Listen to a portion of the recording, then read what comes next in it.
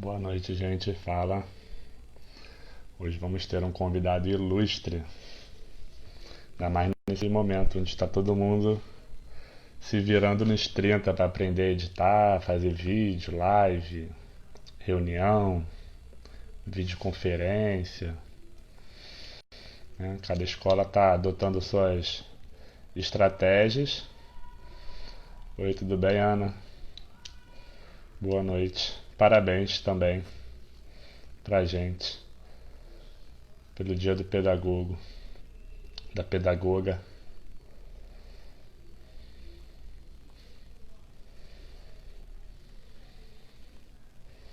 Deixa eu ver se eu chamo o Vini aqui.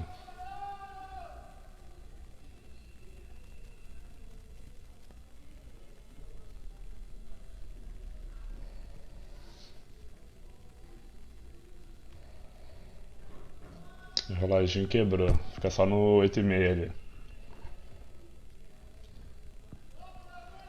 Fala. Fala, Bambino.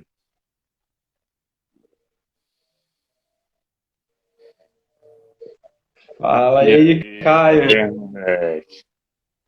Tudo bem? Boa noite. Boa noite. Tudo bem, Vinícius? Tudo certo, boa noite. Quero te agradecer pelo convite. Muito obrigado por ter me convidado para participar do seu programa. Principalmente no dia de hoje, né? Que é um dia muito especial, Dia do Pedagogo. Inclusive, parabéns para você. Parabéns pra você também, pra nós. Parabéns para nós, não é verdade? Então, assim, eu estou feliz duas vezes de estar aqui no seu programa e feliz por ser no dia de hoje. Eu que tô Então, estou feliz. duplamente.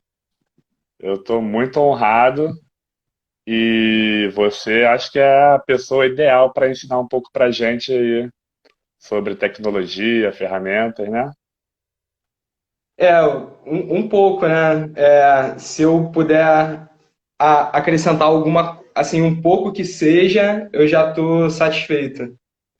Então, vamos começar falando um pouquinho então da quarentena aí, do panorama, como é que tá. Você tem recebido muita demanda, assim, muita gente te pedindo, pô, Vini, me ajuda aí, fazer isso aqui, não sei o quê. Muita coisa. Muita coisa, muito mais do que eu estava acostumado. Acho que todo mundo foi surpreendido, né, Caio? Acho que foi uma surpresa geral. Acho que ninguém imaginava que isso ia acontecer. Acho que se a gente pegar o ano passado e fizesse previsões para o ano seguinte, acho que ninguém imaginava que aconteceria uma coisa dessas. E a verdade é que acho que o fato das pessoas me pedirem essa ajuda agora, eu fico muito feliz de estar sendo útil, sabe? Eu fico muito feliz de estar podendo ajudar essa galera. Eu acho que isso está me trazendo também um feedback muito positivo das pessoas. Então está sendo uma Depois, troca. depois que você se formou na pedagogia, você foi trabalhar com tecnologia, até antes já, né? Você trabalhou já nessa área numa escola privada. E aí depois você começou a gostar e você fez cursos sobre Google for Education. Explica um pouco a sua formação até você chegar onde você está. Eu me formei em pedagogia na Unirio, na Federal. Depois, aí, enquanto eu ainda estava na Unirio, eu comecei a fazer estágio numa escola privada, chama Colégio Andros, na Zona Sul do Rio de Janeiro. E aí fui contratado até antes de terminar a faculdade, se eu não me engano, eu fui contratado, comecei a dar aula como professor nessa escola. Assim, é uma escola que foi uma escola para o que eu sou hoje em dia. No meu profissional foi uma escola, né? Tudo que eu aprendi eu devo a essa experiência que eu passei lá. E assim, na época que eu comecei, lá não tinha essa coisa de professor de tecnologia, não existia isso, era um laboratório de informática com aqueles computadores caixotão, né? aquele computador cabeção.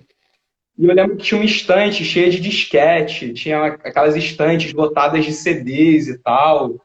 E hoje em dia eu até brinco isso, eu falo com os meus alunos, eu falo, gente, vocês sabem o que é disquete, né? Porque hoje em dia a gente está trabalhando com armazenamento em nuvem. Então eu pergunto, vocês sabem o que é um disquete? Vocês sabem o que é um CD? E a galera não sabe. Os alunos, principalmente os mais novos, eles não sabem o que é um disquete, o que é um CD. Então, e hoje em dia a gente está falando de armazenamento em nuvem. Então, eles nasceram na fase do pendrive, no finalzinho da fase do pendrive, né? Que o pendrive já está ultrapassado. Então, eles nasceram nesse finalzinho da fase do pendrive, mas disquete. E eu lembro que lá no Android tinha muito. Era, né? Eu tinha uma chefe que era sensacional, eu aprendi muito com ela.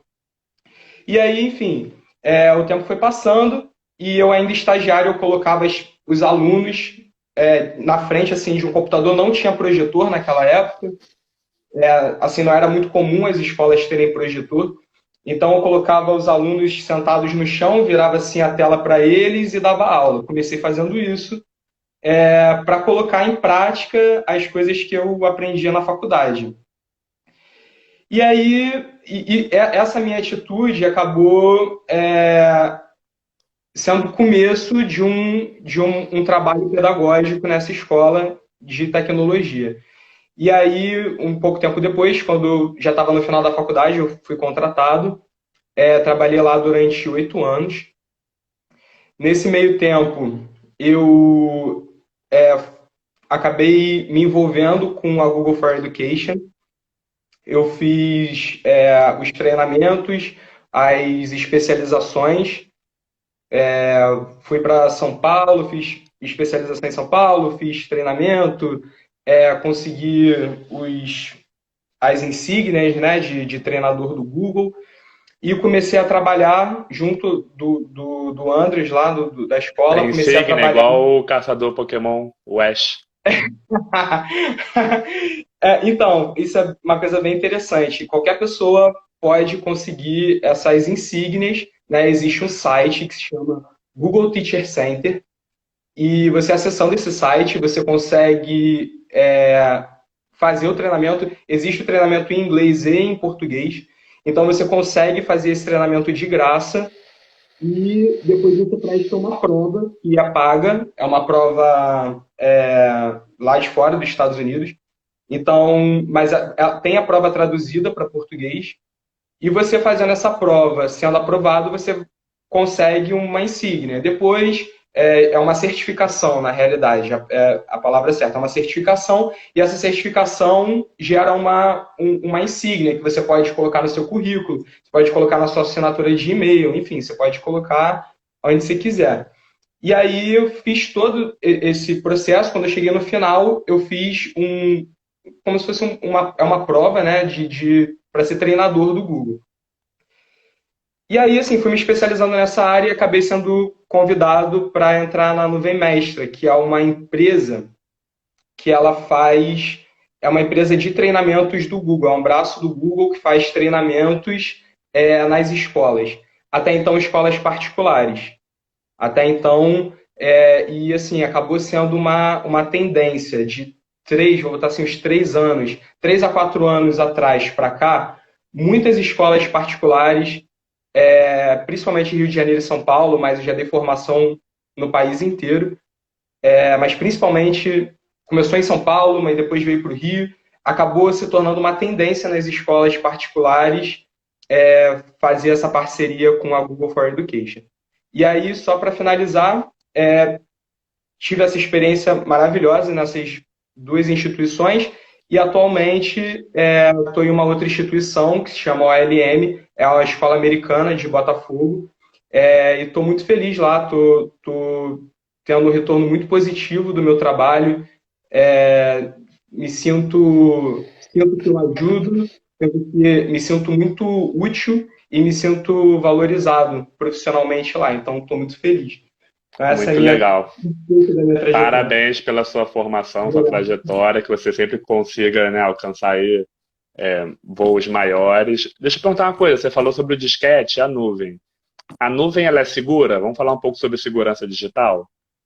Vamos falar sobre segurança A digital. nuvem é segura, igual. Porque às vezes acho que a pessoa também que é da época do disquete, que nem eu, por mais que ela tenha alguma coisa salva na nuvem, a gente quer ter pelo menos um pendrive, um HD externo físico para a gente, se aquilo ali for hackeado, sumir, tiver um bug do milênio, não sei. Então, é assim, é segura. Assim, quando você fala nuvem, quando a gente fala de nuvem, a gente está falando de uma tecnologia, né? Que é uma tecnologia que funciona como se fosse um pendrive virtual. Então, a nuvem ela é um HD, ela é um HD virtual. Aí você pode adicionar os seus arquivos. E por que ela é mais segura? Porque você não tem chance de perder seus arquivos lá, né? Então, isso aconteceu comigo quando eu estava fazendo a monografia da minha faculdade. Quando eu coloquei a minha monografia num pendrive e eu ia para cima e para baixo com aquele pendrive. Quando eu tinha que fazer no trabalho, eu fazia um pouquinho no trabalho, tirava, né? E aí, simplesmente, com a minha monografia quase pronta, o pendrive parou de funcionar. E eu perdi tudo, sabe? A minha sorte é que eu tinha mandado uma vez para a orientadora, era a Cláudia Fernandes, aí mandei, né, para a Cláudia por e-mail uma versão, e aí eu consegui recuperar pela versão que eu mandei por e-mail. Então, o e-mail, ele funcionava como uma nuvem. Se você parar para pensar, você mandar um arquivo, e isso acontecia muito antigamente, quando você queria salvar um arquivo, você mandava por e-mail para você mesmo, para Sim, você sim, salvar. Não sei se você já verdade. fez isso, fazia muito. Sim. Eu mandava um e-mail para mim mesmo, porque ali eu conseguia salvar o arquivo. E tinha um limite menor, né, de espaço total, se você fosse ocupando demais, às vezes tinha que apagar. O e-mail não dava para nada. E o pendrive tinha esse problema. O disquete, como a gente pegou o disquete, você sabe, cara, o disquete ele não dava nada, era muito pouco que dava ali no disquete de dados. Então você tinha que colocar 4, 5 disquetes para rodar um programa. E se um desses disquetes queimasse, o que era muito comum, porque ele era muito frágil, já era, você perdia o programa inteiro. Então, é assim, Verdade. mas eu entendi que a pergunta que você fez foi relacionada à segurança digital, né? Não a segurança na perda de dados, mas acho que a pergunta que você fez foi no nível de segurança. Então, a nuvem ela é sempre vinculada a uma empresa particular que é a dona dessa nuvem. Então, existem várias empresas que detêm várias nuvens. Então, por exemplo, existe a nuvem do Dropbox, né, que era muito famosa. Existe a nuvem da Microsoft, que é o OneDrive. Existe a nuvem do Google, que é o Google Drive. E aí por aí vai. Né? Existe Você a usa nuvem da todas? Samsung. Oi? Nuvem da Desculpa? Samsung eu não conhecia. Você utiliza todas um pouco ou você tem uma preferência assim para o seu trabalho? Não, Assim? eu utilizo o Google Drive. Existe a da Apple, que é muito famosa, que você acessa pelo seu ID da Apple. Eu utilizo mais o Google Drive. Eu escolhi o Google Drive para ser a nuvem que eu guardo os meus arquivos e eu concentro tudo ali, entendeu? Eu não tenho vários. Eu concentro tudo em uma só. Entendi. E com essa coisa aí do streaming, a gente está na era do streaming, né? O que que você tem estudado ou visto sobre isso? Isso, o streaming, o que eu posso falar sobre isso? A era do streaming é porque você cada vez mais está guardando menos coisa no seu dispositivo. Então, eu consigo fazer algumas previsões para o futuro. Pode ser que aconteça, pode ser que não aconteça, mas baseado nisso, numa tendência do que está acontecendo. Então, cada vez mais, a gente está guardando os nossos arquivos em nuvem e não está guardando no dispositivo. Então, eu vou te dar um exemplo, Caio. Na época que a gente fazia faculdade, né? Tem o quê? Tem uns 10 anos Não atrás, precisa falar, não né? precisa Por aí, falar. né? Bastante tempo atrás. Se você queria assistir um filme, como que você fazia? Você tinha que baixar, Ah, né? tinha que baixar. Você tinha que baixar o filme. E aí tinha vários programas que baixavam esse filme. Você podia baixar pelo Kazaa, aí tinha o Emule, né? O emulador. E assim, pirata, né? Não era aquela coisa, né? Se você está baixando, não é uma coisa. Ou então você comprava o DVD e, e assistia ao filme. Mas o fato é, aquele filme ficava no seu dispositivo. Você guardava o arquivo do filme no seu celular, o que ocupava muito espaço. Naquela época você não tinha muito tempo no, você não tinha muito espaço no celular. Então um filme ocupava muito espaço. E tinha aqueles aparelhozinhos de MP3 e tudo mais. Então, aí se você queria escutar uma música, o que você fazia? Você baixava a música, ou então você tirava, comprava o CD, tirava as músicas do CD e botava no seu aparelho de MP3. Então você tinha o arquivo físico, você tinha um arquivo físico do vídeo, você tinha um arquivo físico da música, você tinha aquele arquivo, né, que você colocava no seu dispositivo para poder ouvir música, ver filme, enfim. Com a chegada do streaming, isso foi acabando. E isso teve uma relação direta com o nível de internet das pessoas, tá? Então a gente tinha uma internet que era a internet 2G, uma tecnologia fraca de internet. Inclusive as pessoas. Eu tenho que tomar cuidado para não ficar abrindo vários parênteses, né? Eu vou lembrando das coisas. As pessoas confundem 3G, 4G, acham que é giga, 3G é 3 GB, 4G é 4 GB. Não é, né? 3G, 4G são as tecnologias de evolução da internet. Então, uma internet 3G não é o que a internet 4G hoje em dia, é uma tecnologia. E aí a internet evoluiu e possibilitou os serviços de streaming chegarem. Então, no âmbito de filmes que eu falei agora, surgiu o Netflix, que foi o pioneiro, né? Netflix foi pioneiro nisso.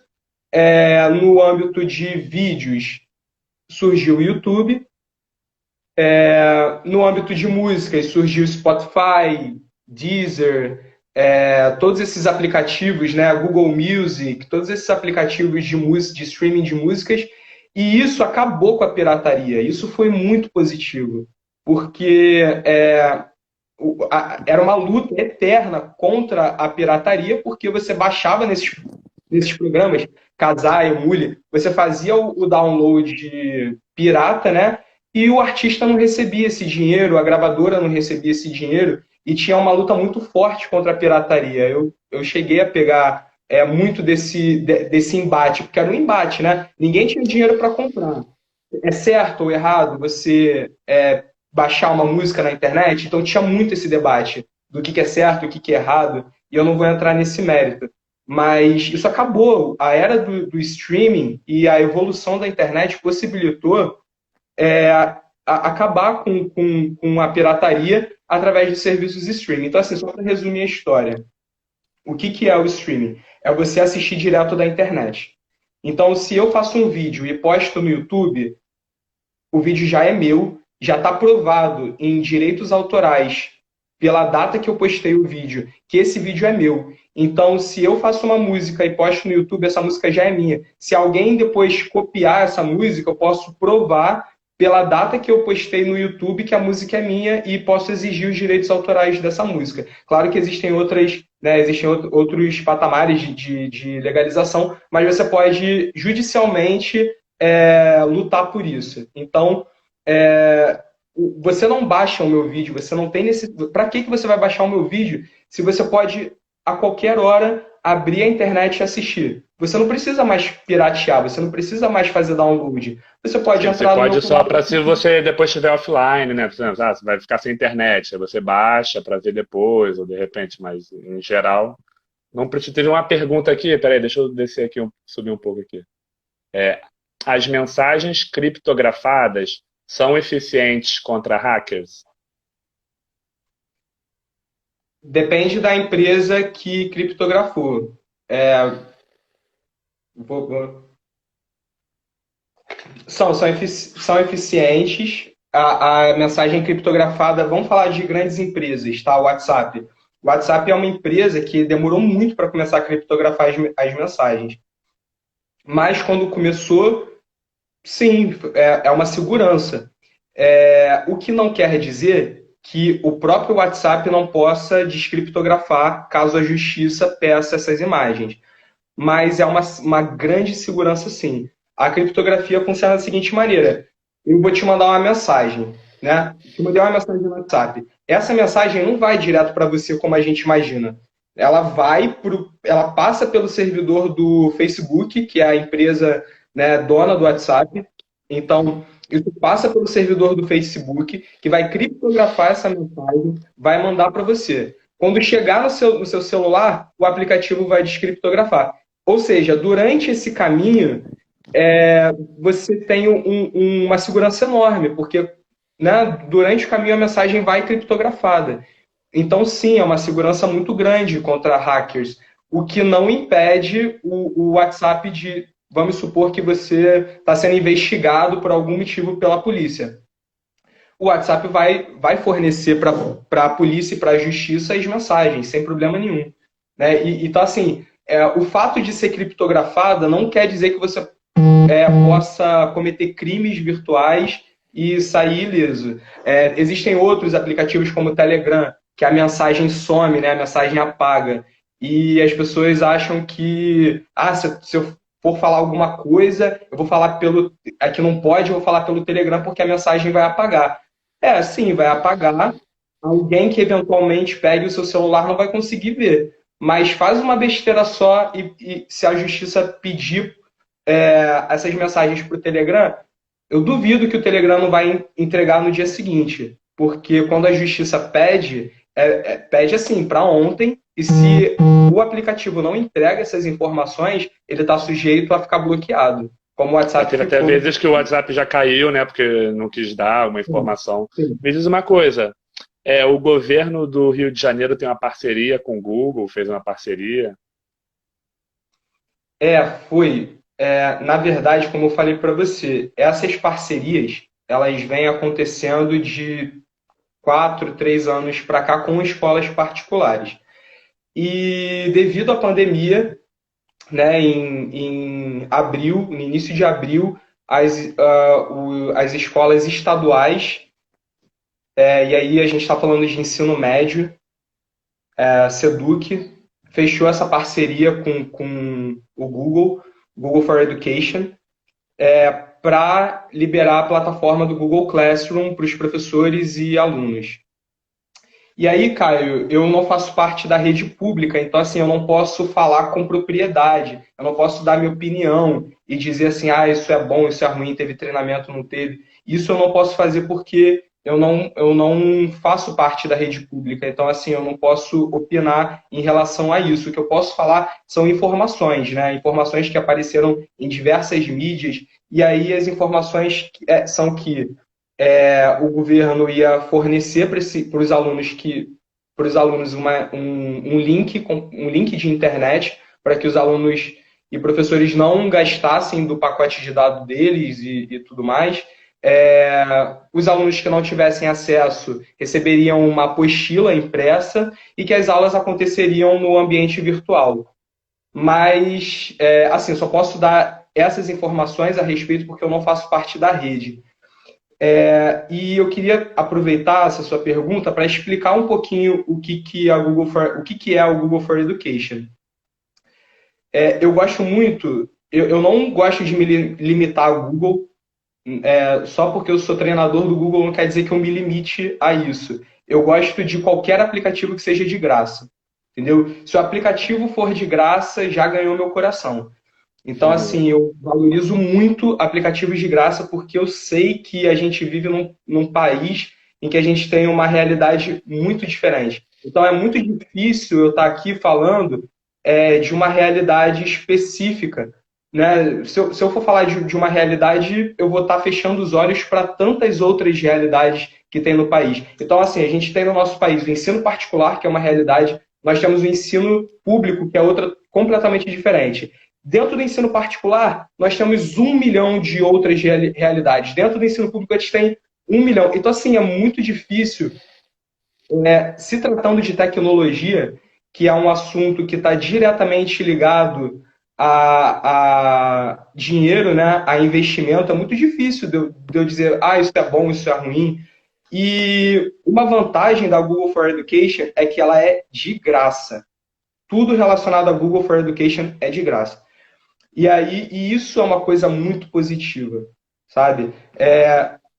vamos falar de pessoa física. Se você fizer um Gmail, fui lá no Google e fiz um Gmail. Automaticamente você tem acesso ao G Suite, que é o conjunto de aplicativos, é o suite de aplicativos do Google. Então você tem direito ao Docs, ao Planilhas, você tem direito ao Google Slides, você tem direito ao Google Fotos, você ganha 15 gigas de armazenamento online. Tá? Então, assim, eu faço um Gmail, eu ganho 15 gigas de graça. Então, só de eu fazer um Gmail, eu ganho um pendrive. E eu ganhei um pacote de programas que é de graça. Então, assim, eu falo não porque eu estou fazendo propaganda, porque eu estou ganhando dinheiro com isso, não. É porque é de graça. Só por esse motivo. São 200 disquetes antigos. Exatamente, de graça. Então, se eu quiser ter 3 pendrives, eu faço 3 Gmail. Eu vou ter 3 armazenamentos. Eu não sei se no futuro a Google vai querer cobrar isso, mas enquanto eles estão oferecendo de graça, eu falo mesmo. Porque, pô, para que eu vou gastar dinheiro pagando 200, 300 reais num pacote de programas para o meu computador, se eu posso ter isso de graça? Para que eu A vou comprar um tecnologia, pendrive? ela modifica bastante a sociedade, né? A gente vai ficando até mal acostumado conforme a gente vai tendo essas facilidades, né? Que antes, pô, a gente teria que o quê? Ter um caderno, uma agenda, uma enciclopédia. Agora a gente tem tudo com bastante facilidade. E ao mesmo tempo, às vezes a gente está reclamando, né? Porque, lógico, nem todo mundo tem acesso. Mas mesmo quem tem mais dificuldade tem muito mais acesso do que talvez uma pessoa, né, antes dessa fase dessa era tecnológica da informação. Isso, assim, é uma relação, a relação entre a tecnologia e a sociedade é uma relação dialética e dialógica. Então, assim, é a tecnologia influenciando a nossa sociedade, né? E a nossa sociedade transformando a tecnologia para atender. Então, acaba que uma influencia a outra num ciclo infinito. Então, vou te dar um exemplo. Vamos supor na época que não tinha WhatsApp.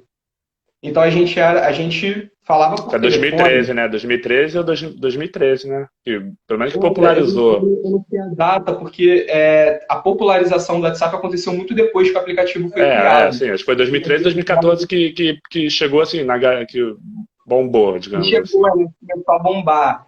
E aí, assim, a gente teve, por conta disso, a gente teve uma mudança de paradigma, a gente teve uma mudança total ficou melhor o áudio, assim, tá Tá bom, vendo? às vezes tá ficando abafado, ele tá bom. Às vezes ele dá uma abafada e volta. Tava dando eco. E aí, depois que a gente. Então, olha a quantidade de coisas o efeito cascata que foi decorrente à utilização do WhatsApp e com a chegada da era do streaming e com a melhora da internet. A melhora da internet mudou tudo. Mudou tudo. A internet, no momento em que a internet começou a melhorar, ela possibilitou 1 milhão de coisas e possibilitou a tecnologia a dar um passo muito grande para frente. E quando chegar o 5G, meu amigo, aí o bicho vai pegar. A gente vai começar a ver coisas que a gente só via em ficção científica, a gente vai começar a ver holograma, a gente vai começar a ver drones fazendo entregas, e a tecnologia ela cresce de forma exponencial. Então, É assim, isso que é ultimamente assustador, né? é assustador, é assustador. Como é que pode, assim, você falou 2014, né? Como é que pode 2014 para 2020 quanta coisa mudou? Então a gente só falava Muita por coisa. telefone e era caro falar por telefone, sempre foi caro. Hoje em dia, falar por telefone é de graça. Todas as operadoras estão dando ligação de graça, você não precisa mais. E antigamente Sim. era caríssimo. Por quê? Porque o WhatsApp está fazendo ligação. Entendeu? O WhatsApp faz ligação. Eu assisti ao desenho dos Jetsons, né? E aí tinha o coisa lá, aquele monitor que você via a pessoa achava aquilo o máximo. E olha a gente agora fazendo videochamada, um vendo o outro e transmitindo isso para um monte de gente, sabe? Isso é incrível.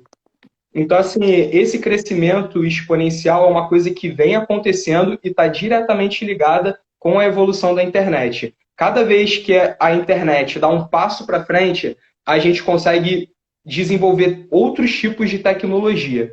Tecnologias muito dificilmente são inventadas. As tecnologias são uma evolução de uma tecnologia pré-existente. Então, vou te dar o exemplo que a gente estava falando agora. Era o cartão perfurado, que virou disquete, que virou CD, que virou pendrive, que virou nuvem. Ninguém inventou a nuvem de um dia para a noite. Ela foi uma evolução. Assim como o meio de comunicação. Ninguém inventou o meio de a conversa. Né? Inventou o telefone, depois inventou o WhatsApp, e agora a gente está fazendo videochamada. A gente Daqui a usava pouco muito vai ser SMS, né? Agora quase não tem. E o Facebook não tinha Messenger. Então as pessoas usavam muito o MSN, o SMS, o o Orkut foi pro Facebook. ICQ. Quando o Facebook lançou o Messenger, eu lembro que todo mundo usava o Messenger. Aí veio o WhatsApp, aí quebrou todo mundo. E também outras empresas também, como o Uber, quebrou o táxi, não é? Isso também é um fenômeno da internet, não é? Tem a ver com o Sim, que você está falando, a evolução da internet, isso. e vem esses aplicativos que quebram serviços que antes eram diferentes. Isso mesmo. E como o crescimento vem sendo exponencial, a gente está vivendo uma fase. E um outro detalhe, tá, Caio? Eu tenho que parar de ficar abrindo parênteses. Eu vou falar uma coisa, aí eu lembro de outra e começo a falar outra coisa. A quarentena tem acelerado muito esse processo, tá? Vou fechar o parênteses que depois eu vou voltar nesse assunto. A quarentena tem acelerado esse processo que é exponencial. E aí, o seguinte, como a gente está crescendo numa velocidade muito intensa, as profissões antigas, elas estão ficando obsoletas muito rápido. Então, você começa uma faculdade, você não sabe se quando você terminar 4 anos depois, se aquele curso vai estar em alta ou não, porque vai ter surgido uma outra tecnologia que você não estudou e que já vai ter tudo que você estudou já era. Então, assim, é um desafio muito grande, principalmente para nós educadores, ensinar essas crianças, porque daqui a 10, 15, 20 anos, tudo que a gente está ensinando para eles, entendeu? Sei lá, cara, o que vai ser daqui a 10 anos? Eu não sei o que vai ser daqui a um ano. Né? Verdade, também faz a gente repensar o modelo de ensino, tanto da educação básica quanto da graduação, do ensino profissional, né? Sim, e a BNCC ela já vem falando muito nisso, de você desenvolver as habilidades socioemocionais com os alunos, de você desenvolver com eles o trabalho compartilhado, de você saber lidar com as pessoas, porque no final vai ser isso, entendeu? No final não tem conteúdo que você ensine que o aluno não possa pesquisar no Google e procurar no YouTube. Você Então, acha que a profissão de professor ela é ameaçada por isso? Pode ser substituída não. por uma inteligência artificial que ajuda em pesquisas, ensino-aprendizagem? Olha, muitas profissões vão acabar, mas assim, a profissão do professor não vai acabar. Porque não vai acabar porque é uma profissão que lida diretamente com criatividade e com afeto. Quando o aluno ele gosta do professor, ele consegue aprender a matéria mais rápido. Isso já é uma coisa que vários estudos falam disso e a gente consegue perceber, né? A gente que está no chão de sala de aula, a gente percebe que isso é real. Quando você gosta do professor, quando o professor consegue conquistar os alunos, eles vão aprender de maneira mais fácil. Né? Quando o professor leva metodologias que aproximam esse aluno, que trazem esse aluno para perto dele, então a aprendizagem acontece de uma maneira muito mais fácil. E aí a internet, o Caio, ela está cheia de informação, cheia de dados. Tem muito dado, tem muita informação. Então o aluno, por si só, se ele é largado nesse ambiente, ele não consegue filtrar e entender o que é certo, o que é errado, o que é informação, o que é fake news, o que é real, o que é falso, o que as pessoas e as grandes empresas querem fazer você pensar, então estão jogando aquela informação para manipular algum resultado, para manipular alguma opinião sua. Então, a profissão do professor, ela já sofreu uma ressignificação, né? Então, assim, isso é uma coisa que o Rubem Alves já falava. e que a gente estudou isso, né? O professor tradicional era aquele professor conteudista, que passava conteúdo, enquanto o professor de hoje em dia é o cara que é um mediador, que é um facilitador da aprendizagem, que vai debater com os alunos, que vai chegar e vai fazer da sala de aula um debate, um embate de opiniões, que vai falar, olha só, vocês estão, tudo bem, vocês estão pensando por esse modo aqui, mas vocês já pensaram por esse modo? Vocês já pararam para pensar isso aqui? E é muito legal do professor jogar, fazer com que o aluno pense sobre as coisas, porque às vezes eles falam sem pensar, né? Às vezes eles estão reproduzindo um discurso que, da onde veio esse discurso? Vamos pensar a respeito disso? Por que você está falando isso? Aonde você viu isso? Vamos fazer o seguinte, então, vamos olhar por esse outro lado, e aí, de maneira a colocar todos esses outros pontos de vista para aquele aluno, e aí sim, o aluno enxergando, tendo esse panorama geral, o aluno vai conseguir construir o conhecimento dele. Né? O que é muito diferente de ver um vídeo do YouTube, o que é muito diferente de ver uma informação. Né? Você construir o conhecimento é muito diferente do que você consumir informação. Então, assim, eu me arrisco a dizer que a profissão do professor ela está segura, eu acho. Importante. Você falou sobre fake news. Vamos falar um pouco sobre fake news? A gente também está vivendo uma era muito disso, né? De embate de narrativas, de cada um com a sua verdade, não importa se a ciência falou ou não, ou então a fonte, se é uma fonte legítima ou não da informação.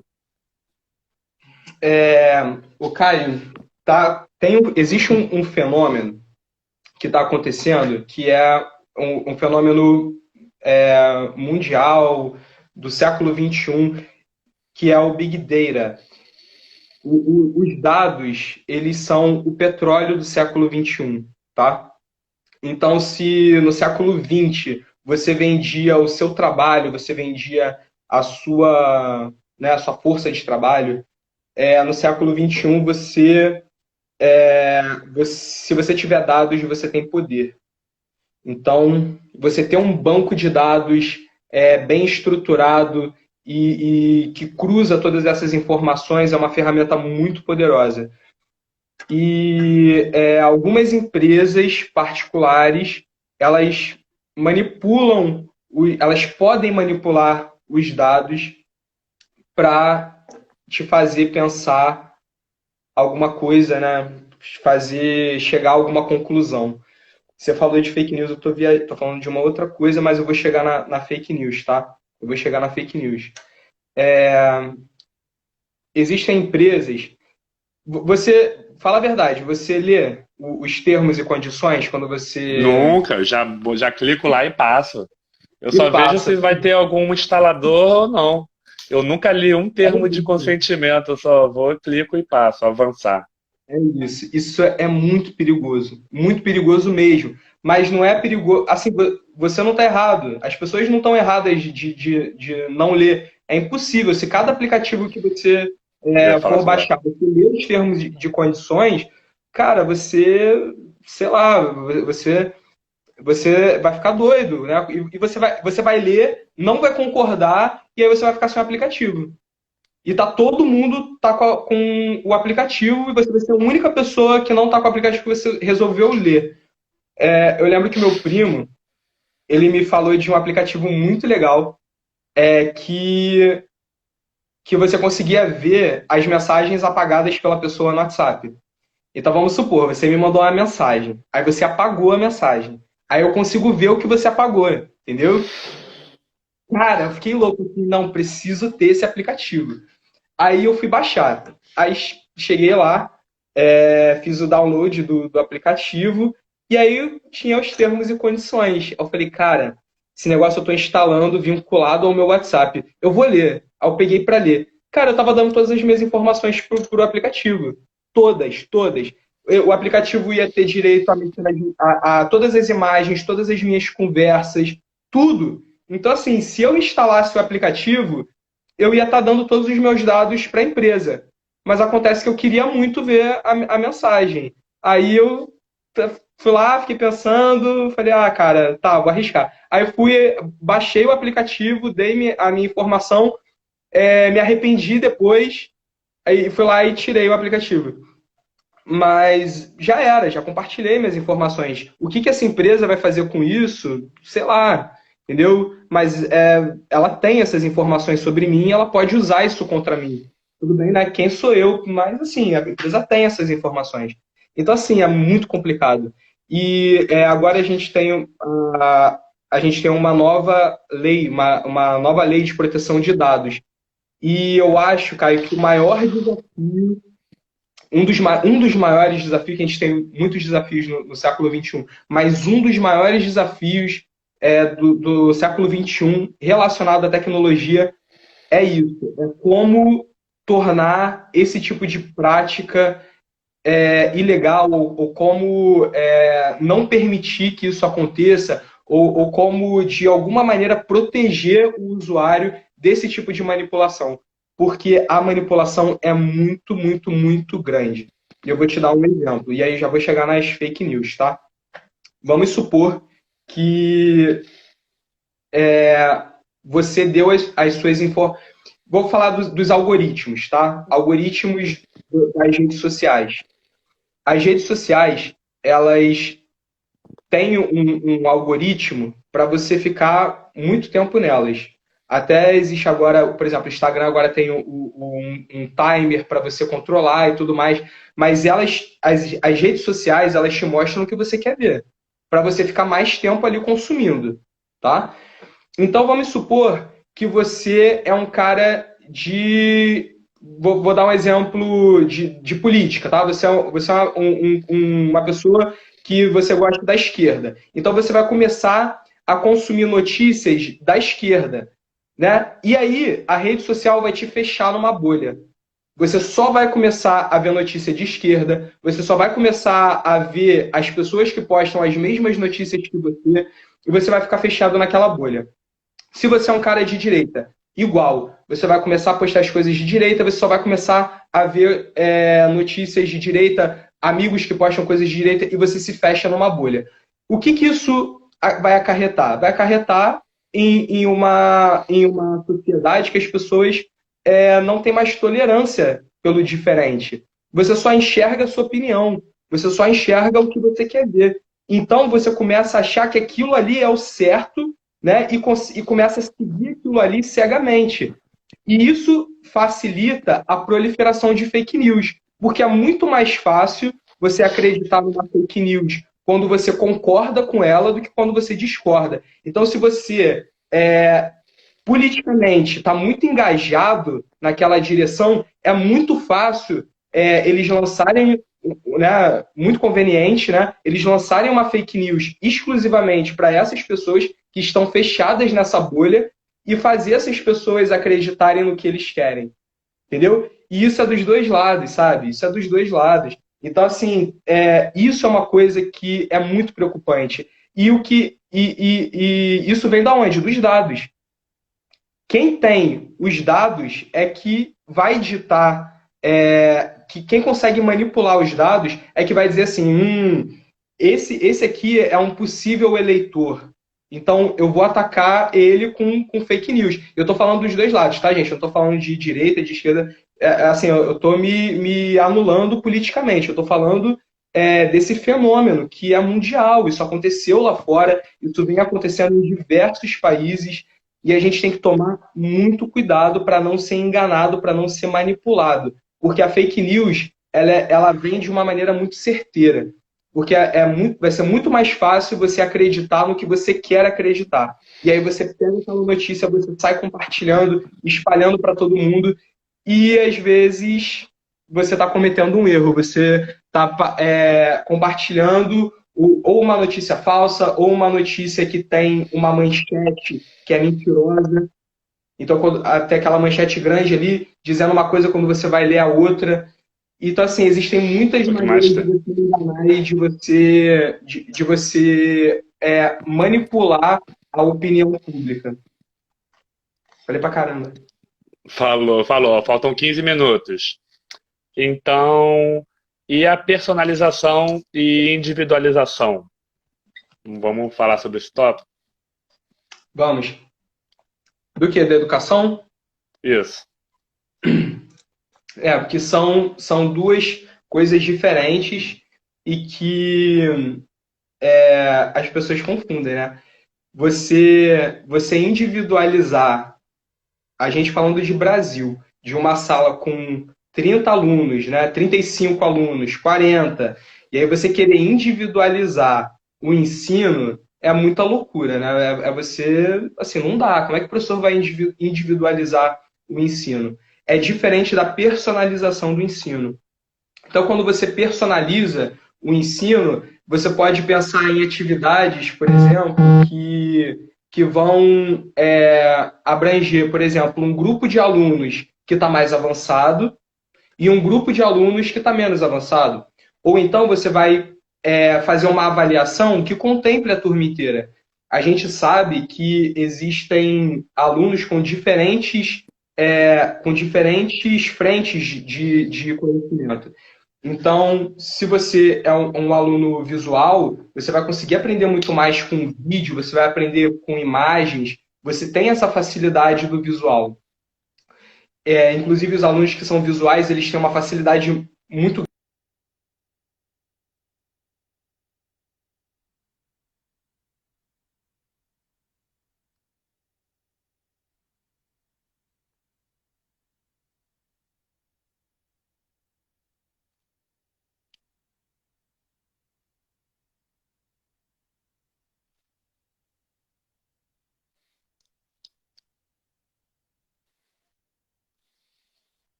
que existe as inteligências múltiplas. E as inteligências múltiplas, Então, sumiu o som. Eu tô ouvindo. Sumiu o som? você está me Eu tô te ouvindo. ouvindo? Eu tô. Mas estão falando que você ficou sem. Eu também? Os dois ou só o Vini? Os dois ou só o Vini? Voltou, voltou, voltou, voltou. Estão me ouvindo? Beleza. Ah, legal. Vai. Isso é muito legal. Parece a live, quando eu vou assistir a live do YouTube, aí eu nunca sei se tá sem som porque é a minha televisão ou se é a live. Aí a pessoa começa, sem som, sem som, sem som. Isso é uma beleza. Eu tô sem som? Eu tô sem som, gente? Não. Tô Não, sem tá com som? som. Pode ir, pode ir. Sim, sim o quê? Eu tô sem som? Ai, meu Deus. Voltou, tá. Caraca, não sei. Cara, será que é melhor eu sair e entrar de novo? Não, tá funcionando. Pode ir, tá normal. Então tá. O que eu tava falando?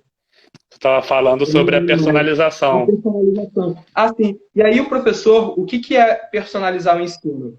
É o professor personalizar aquilo para atender todas as inteligências múltiplas que ele tem na sala dele. Então ele pode passar um vídeo um dia e no outro dia ele fazer uma outra metodologia de um trabalho em grupo. E aí no momento da prova, por que todas as avaliações precisam ser prova? Por que não pode ser uma prova e aí uma avaliação que vai ser mais musical e uma outra avaliação que vai ser mais visual, sabe? Então, assim, isso é personalização do ensino. É você personalizar, diferente da individualização. A individualização, eu vou te dizer quando que ela é possível no nosso país, tá? E numa sala com 20 alunos. A individualização do ensino, ela é para a educação especial. Assim, eu não sou especialista em educação especial, eu admiro muito, sou apaixonado por educação especial e por quem faz esse trabalho. Mas a tecnologia ela é uma parceira muito grande do Com certeza eu ensino. fiz uma pós em educação especial, não sei se você lembra, sabe, lá no ProSaber. Ah, isso é muito legal, Caio. Eu sou apaixonado, sou apaixonado. A tecnologia assistiva auxilia de várias formas, né? E eu tive a oportunidade de ir no Instituto Benjamin Constant. e de ver como o trabalho muito bonito que eles fazem lá no Instituto. Tive também a oportunidade de ir no IMES, e assim, o Benjamin Constant, eu lembro que quando eu fui, eles tinham um programa que é o DOS-Vox, né? Que ele foi. Isso já faz tempo que eu fui.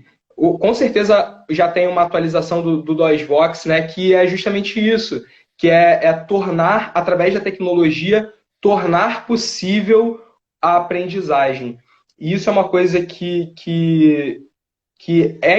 é uma individualização, mas tem um motivo. Quando você está individualizando o ensino para aquele aluno especial, você está dando condições, você está dando ferramentas para que esse aluno esteja no mesmo patamar de um aluno que não tem nenhuma questão. Então, assim, o aluno que tem dificuldade, ele está aqui por conta dessa dificuldade. E aí, quando você coloca um DOSVox, por exemplo, que é uma tecnologia que torna isso possível, o aluno fica no mesmo patamar do outro. Então, você não está individualizando porque esse aluno para dar uma preferência, nada disso. Você está individualizando justamente para que ele chegue no Para mesmo gerar nível. acessibilidade, para que seja acessível para ele o mesmo conteúdo. Tem um comentário aqui da Gabi Aragão, mas a personalização do ensino só acontece quando a escola particular, entre parênteses, apoia o professor, porque a maioria das vezes a escola particular tira a autonomia do professor. É, isso é uma realidade. É muito bonito eu chegar aqui e falar, vamos fazer uma avaliação continuada, né? Vamos fazer uma avaliação formativa, é muito bonito. Mas quando na prática muitas escolas querem o professor ali naquele quadradinho. Eu falei que eu não ia falar de assunto polêmico, né? Eu te Eu falei sei, isso. mas alguém te botou nessa saia justa aí, o pessoal comenta, né? Mas dá para sair É, pela tangente também. Ah, depende da escola. eu acho que assim, eu acho que o professor da escola particular, muitas vezes ele tem que se adequar, né, ao quadrado, mas tentar, no que for possível, conversando com a orientação, com a coordenação, tentando fazer esse diálogo para tornar isso minimamente possível, o que der, cada um sabe a sua realidade, né? Cada um sabe aonde pode pisar no ensino particular. Sim, às vezes você consegue trazer um projeto, mostrar, olha, isso aqui foi feito em outro lugar, de repente em outro país, até que, pô, a gente fala, caramba, ó, você fez um intercâmbio, né? Às vezes você foi lá e viu, pô, isso aqui lá na Inglaterra, as escolas estão fazendo isso aqui, por que que a gente não tenta implementar isso aqui na escola e tal? Às vezes o resultado vai ser muito melhor do que um método tradicional.